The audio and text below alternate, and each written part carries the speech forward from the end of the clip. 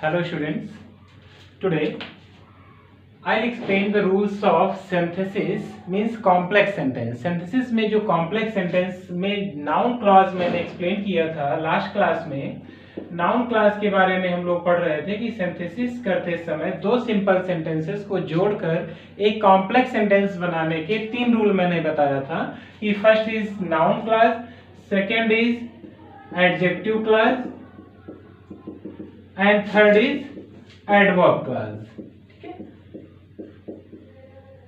तो ये तीन क्लास का यूज करके हम क्या कर सकते हैं, दो सिंपल सेंटेंसेस को जोड़कर एक कॉम्प्लेक्स सेंटेंस बना सकते हैं, जिसमें से हमने नाउन क्लास को एक्सप्लेन कर दिया था कि नाउन क्लास का यूज करके कैसे आप दो सिंपल सेंटेंसेस को एक कॉम्प्लेक्स में बदलेंगे। तो 5 तरीके से इसका यूज मैंने बताया था कि subject of the verb, object to a verb, है ना, कॉम्प्लीमेंट के रूप में यूज होता है, प्रीपोजिशन का ऑब्जेक्ट बनता है और फ्रेज इन अ पोजीशन। इन 5 तरीकों से मैंने नाउन क्लास का यूज बताया था।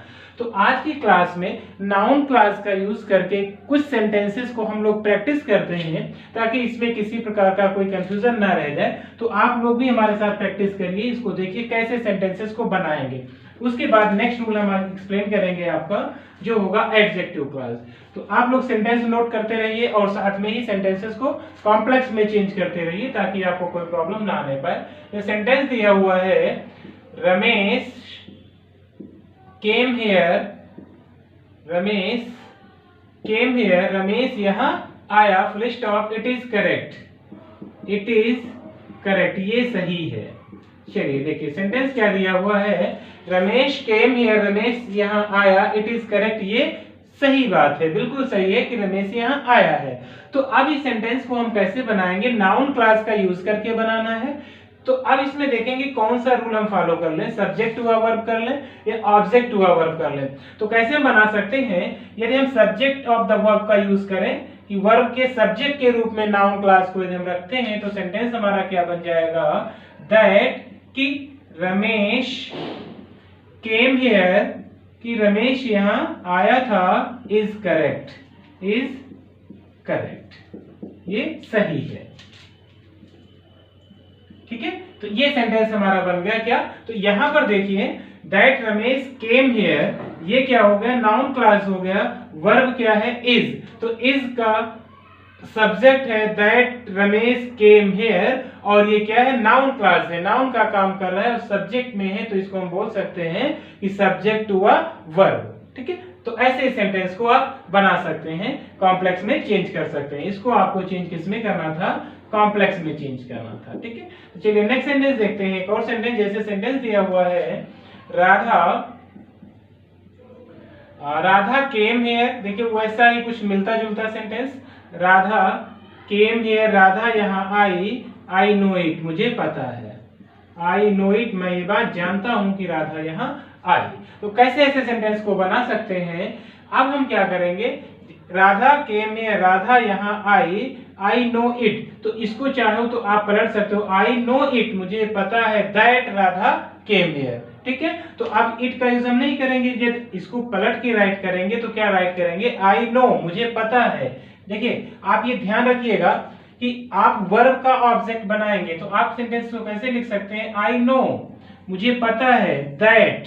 ठीक है, अभी इसका डिफरेंस मैं समझाता हूं तो आपको और क्लियर हो जाएगा। आई नो दैट, मुझे पता है कि Radha, that Radha came here, मुझे पता है कि राधा यहाँ आई है। अब देखिए वर्ब क्या है, नो है ना, और नो का ऑब्जेक्ट क्या हो गया, noun class, Radha came here, ये क्या बन गया, ऑब्जेक्ट बन गया। यहां पर आप देखिए इसके पहला वाला सेंटेंस क्या था, इज। ठीक है, तो इज का सब्जेक्ट पूरा क्या बन रहा है, ये बन रहा है, दैट रमेश केम हियर, ये तो था सब्जेक्ट, मींस नाउन क्लास है but as a subject use हुआ है। यहां पर वर्ब क्या है, नो है, तो वर्ब का ऑब्जेक्ट क्या बन रहा है, दैट राधा केम हियर, की राधा यहाँ आई थी। ठीक है, आई नो मुझे पता है। तो वर्ब का ऑब्जेक्ट के रूप में नाउन क्लॉज आ गया। यहां पर क्या था, वर्ब के सब्जेक्ट के रूप में नाउन क्लॉज आ गया। तो ऐसे आप सेंटेंसेस को बहुत इजीली बना सकते हैं। चलिए कुछ सेंटेंस और लिखते हैं, प्रैक्टिस करते रहिए, आप लोग नोट डाउन करते रहिए, आपको किसी प्रकार का कोई डाउट नहीं रह जाएगा, आई गारंटी। बस आप प्रैक्टिस करते रहिए। और हाँ, यदि अभी तक हमारे चैनल को सब्सक्राइब नहीं किया तो जरूर सब्सक्राइब कर लीजिए, क्योंकि आपको पूरा सोल्यूशन यहीं से मिलने वाला है। कोई डाउट नहीं रहेगा, बिल्कुल आप फिट हो जाएंगे। बस आप बिल्कुल प्रैक्टिस करते रहिए, हमारे साथ पढ़ते रहिए। चलिए नेक्स्ट सेंटेंस आप नोट करिए। जैसे सेंटेंस दिया हुआ है, आई से समथिंग, आई से समथिंग, एक मिनट नोट करिएगा इसको। आई से समथिंग फुल स्टॉप, आई से समथिंग, पे अटेंशन, इसे लिख लीजिए, पे attention to it। I say something, pay attention to it। चलिए अब देखिए यहाँ पर क्या आ गया है, प्रीपोजिशन का यूज कर दिया है उसने, ठीक है। तो हम क्या करेंगे, दूसरे सेंटेंस को लिख लेंगे, means preposition of the object. ये हमारा रूल, जैसे प्रीपोजिशन हमको यहाँ पर दिख गया, तो जो तीसरा रूल मैंने बताया था कि प्रीपोजिशन के ऑब्जेक्ट के रूप में नाउन क्लॉज का भी यूज किया जाता है। तो यहाँ पर हमें प्रीपोजिशन दिख रहा है, तो क्या राइट कर देंगे, पे अटेंशन, ठीक है, टू व्हाट आई से। ध्यान दो जो कुछ मैं कहता हूं। तो ये देखिए प्रीपोजिशन हो गया ना, और प्रीपोजिशन के बाद तुरंत यहां पर क्या आ गया, क्लॉज आ गया। कौन सी क्लॉज आ गई, नाउन क्लॉज आ गई, जो कि प्रीपोजिशन के ऑब्जेक्ट के रूप में यूज हुई है। तो ये आपको जरूर ध्यान रखना होगा, जब कभी ऐसे सेंटेंसेस आ जाएंगे प्रीपोजिशन वाले, तो प्रीपोजिशन का ऑब्जेक्ट बन जाता है, नाउन क्लॉज हो जाता है। तो इसको भी आप क्या कर सकते हैं, बना सकते हैं। ओके, चलिए नेक्स्ट सेंटेंस एक और लेते हैं। जैसे सेंटेंस दिया हुआ है, Kapil has own the match, Kapil has won the match, full stop, it is correct, it is correct। अभी आपने ऐसा सेंटेंस बनाया था, पिछले भी क्लास में ऐसा सेंटेंस आया था। तो आप इसको आसानी से बना सकते हैं, दो तरीके से बना सकते हैं। पहला तरीका क्या है, हम इसको सब्जेक्ट के रूप में नाउन क्लॉज को यूज कर सकते हैं, that Kapil has own the match is correct. चलिए नाउन क्लॉज का यूज करके हमने बना दिया, बट कहां पर, सब्जेक्ट के प्लेस पर। ये क्या हो गया, नाउन क्लॉज हो गया, और वर्ब क्या है, वर्ब का नाउन क्लॉज हमने बना दिया। ऐसे सेंटेंस को क्या कर सकते हैं, कॉम्प्लेक्स में चेंज कर सकते हैं। तो ऐसे सेंटेंस आप सभी आसानी से चेंज कर लोगे, आपको कोई प्रॉब्लम नहीं आने वाली ऐसे सेंटेंसेस बनाने में, ठीक है। दो तीन सेंटेंस हम और प्रैक्टिस करते हैं इसके, ताकि हमें कोई भी डाउट ना रहे। चलिए नेक्स्ट सेंटेंस राइट करिए। जिसे दिया हुआ है, बहुत ही इंपॉर्टेंट क्वेश्चन है, अक्सर पेपर में पूछा भी जाता है। जो नेक्स्ट क्वेश्चन में बताने जा रहा हूं, अक्सर पेपर में आपके पूछा जाता है, आप लोग बहुत अच्छे से समझिएगा। इसे लिखा हुआ है, God is ऑमनीप्रेजेंट, God is omnipresent, ठीक है, full stop, all religions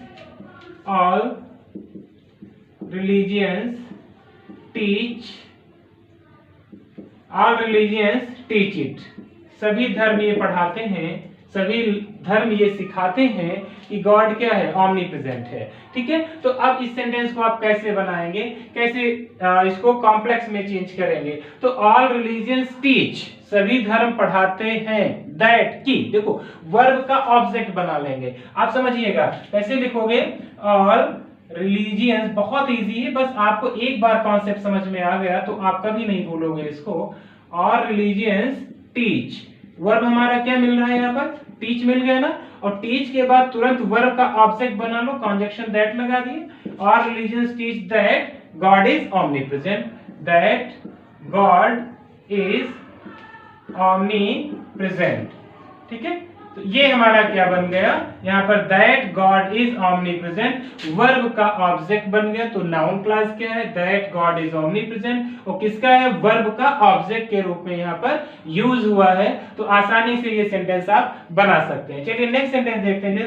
sentence दिया हुआ है, शी मे बी इनोसेंट, वो इनोसेंट हो सकती है, she may be innocent, I do not know, I do not know, मुझे नहीं पता।